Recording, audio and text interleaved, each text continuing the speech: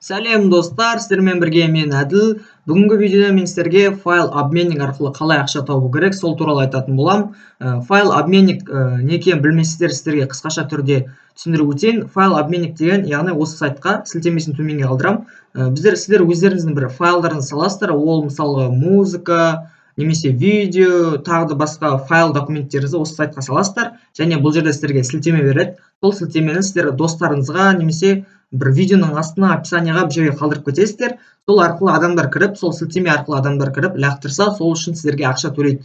Мында қазір акция болып жатыр, ол туралы сосын айтам. Жалпы осылай ақша табады. Сол адамдар лақтырған үшін сіздерге ақша төлеп тұрады. Енді қазір акция болып жатыр, бұрын бір адамға 1 рубльдан төлеп тұр. Егер сіздерде скачка адамдар көп лақтырып жатса, файлдарыңыздың тарифтарыңызды көбейтеді, яғни 4 рубль қойып қояды. Ал егер сіздердің телефонмен лақтырса, ұялы телефонмен, онда сіздерге 0,50 рубльдан төлейді. Ал компьютермен лақтырса, онда 1 рубльдан төлейді. Сол қазір сіздерге қалай файл салу керек, және оны сілтемесін қалай алу керек, соның бәрін көрсететін болам. Мына жерде сайтқа тіркелесіздер, сілтемесін төменге алдырам. Сайтқа тіркеліп болғасын, мына жерде выбрать файл деген бар, соны басамыз. Содан кейін осы жерде сіздердің файлдарыңызды аласыздар. Мысалға мен мына файлды осы сайтқа жүктейін деп жатырмын. Міне сайтқа уже жүктелді. Сосын міне астта ссылка тұр. Мысалға мына прямая ссылка деген, мынау осы ссылка, самый основной ссылка. Мынау или мынау екеуін біреу, короче. Мынау ссылка ВК-ға. ВК-да любой ссылканы сала беруге болмайды. ВК-ға салу үшін осындай өздері ссылка береді. Осы ссылканы сіздер ВК-ға салсаңыздар, онда ВК заблокировать етпейді. Осы ссылка арқылы адамдар өтсе. Бұл өте керемет тоже. Мына осылай файлды жүктейсіздер. Сосын мына ссылканы копировать ойлайсыздар. Сосын файл деген мына жерде сіздердің файлдарыңыз тұрады. Мына жерде сіздерде қанша адам лақтырылды, соның бәрі көрсетіледі. Сосын қанша адам көрді дегендей. Мысалға менде мында көп файлдар бар. Мысалға мында 29 адам қараған, Clash of Clans дегенде, мына 25 адам жүктеген. Осындайлар көп. Менде ең көп лақтырғаным, қазір көрсетіп жіберейін, ең көп қанша адам лақтырды. Бас кезінде шығар, мында 78. Менде ең көп мында 124, міне осы шығар, 124 адам, міне 135 адам лақтырған, 150, міне осы менде, міне ең көбі 287 адам лақтырды.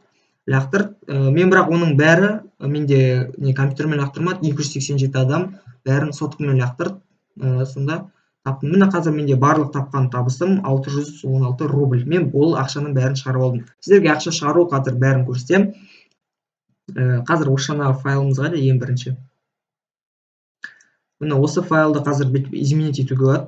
Өзгертуге болады, яғни мысалы атын жазуға болады, сосын обложка қойып қоюға болады, описание жазуға болады, сосын статистикасын қарауға болады. Мысалы мына жерге өтірік өйткені загрузка қойып қоюға болады, фейковый загрузка, мысалы бүйтіп. Себебі адамдар мысалға ең бірінші сіздің файлыңыз қарағанда қарайды, мысалы қанша адам лақтырды екен деген сияқты, өтірік көрсетіп тұрады. Бұл негізі өте керемет, осы адамдар қарайды да, көп адам лақтырған екен, ондай лақтыруға болады деген сияқты деп қарайды. Бұл сайтта ешқандай вирус дым жоқ, сондықтан бұл сайтпен қолдана ала аласыздар. Ешқандай қорықпай-ақ. Міне осылай аласыздар. Міне сіздің ссылкаңыз скопировать болады. Сосын оны дейтін қалай ақша табуға жалпы мысалға бүйтуге болады. YouTube-ға видео түсіріп, мысалға мен сияқты осындай видео, мен мысалы екінші каналым бар, сіздер білмейтін шығарсыздар. Міне қазақша видео сабақ деген арнам бар. Мен осы арнамда мысалға ойындарды қалай лақтыру керек, сол туралы видео түсіремін, және сол туралы видео түсіріп описанияға сол ссылканы қалдырамын. Ссылка қалдырғанда мысалы осылай басқа сайттарынан ойындардың несін лақтырып аламын, торрент файлын, және де осы файл обменникке лақтырғасын видео түсіремде, описание қалдырып кетемін. Содан кейін адамдар лақтыра бастайды, және де маған жайлап ақша түсе бастайды. Міне осылай ақша табуға жалғыз YouTube арқылы емес, YouTube-қа мысалы мынандай да каналды ашып қойған. Мысалы орысша канал ашып қойдым. Бұл жерге мен біреулердің видеосын алам, жай орыстардың видеосын алам. Сосын оның атын жазамда, осындай значоктар қойып, астына сілтемесін қалдырам. Мысалға мұнда просмотрлар бар, енді орысша ол қиын кішкене. Бірақ әйтеуір просмотрлар бар, 60-50, осыдан әйтеуір 100, осыдан әйтеуір маған бір 10-20 адам болсын, адамдар лақтырып жатады, мысалы файлдарымды. Осылай да ақша табуға. Негізі өздеріңіз канал ашып, солай тапқан тоже дұрыс. Солай көп адам лақтырады, мысалы 300-200 әйтеуір просмотрлар бар, көп орысша каналдан қарағанда. Сосын дейтін мысалға ВК группаларға лақтыруға болады. Мысалы өздеріңіз бір группаларыңыз болса, описанияға қалдырып, солай ссылка қалдырып, солай табуға болады. Немесе достарыңызға жіберіп, солай таба беруге болады. Міне осылай ақша табады файл обменникте. сіздерге түсіндірдім деген ойдамын. Және де бұл жерде реферал деген бар. Көбіңіз білетін шығарсыздар реферал не екен. Бұл жерде яғни өз ссылкаңызды бересіздер, сол арқылы адамдар тіркелсе осы сайтқа, және сол үшін сіздер ақша аласыздар. Мен бұл сайтқа адамдарды тіркедім, көп адам тіркеген. Қанша адам тіркелген? 31 адам тіркеген, бірақ олардың көбі активный тұр.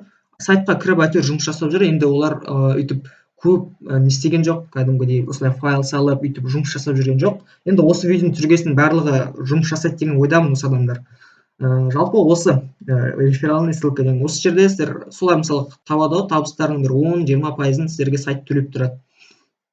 Осы міне реферал осы файл түсірдім, және де мында статистика бар.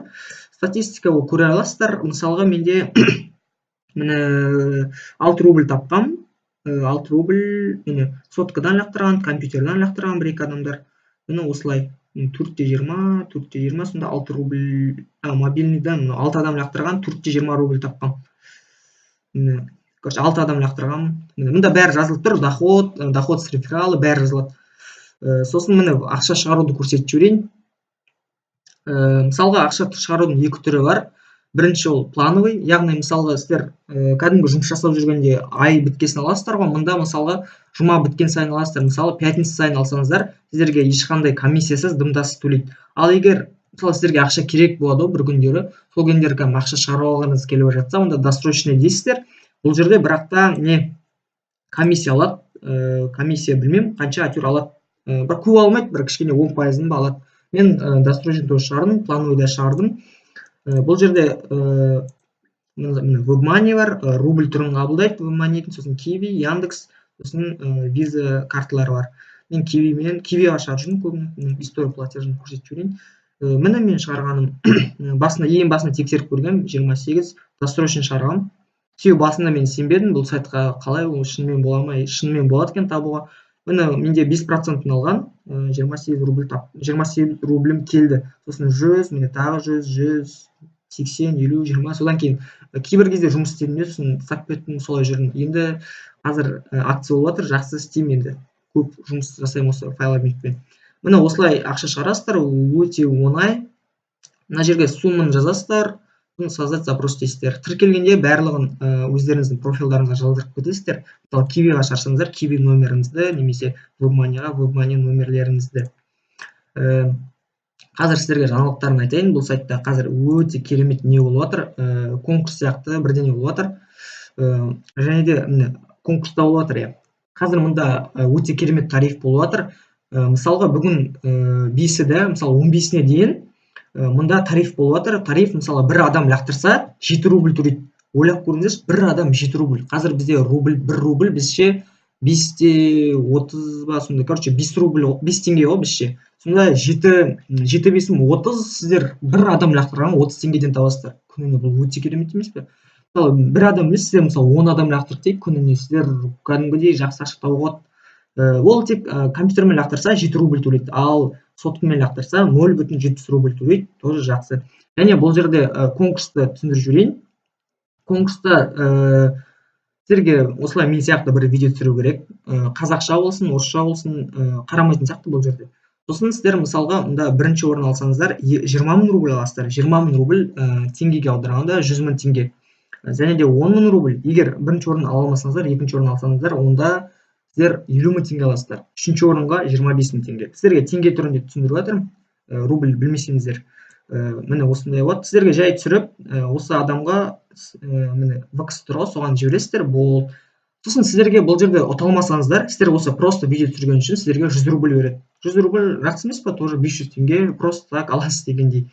Жалпы осы 7 рубль деген акция өте керемет. Негізі бұнда осындай бір нелер болып тұрса, Новый год бірдеңелердің алдында осындай акциялар болады, ол керемет. Жалпы сол сіздерге сайт туралы бәрін түсіндірдім деген ойдамын. Қай жерін түсінбедіңіздер, комментария жазып кетіңіздер, мен бәрін айтатын боламын. Ал енді осымен видеомды аяқтайтын боларым. Сіздерге егер осы видеоны ұнаса, әрине лайк басыңыздар, және бұл сайттың сілтемесін описанияға қалдырамын, кіріп тіркеліңіздер және де ақша табыңыздар. Ал достар, сау болыңыздар, амандықта жүздескенше.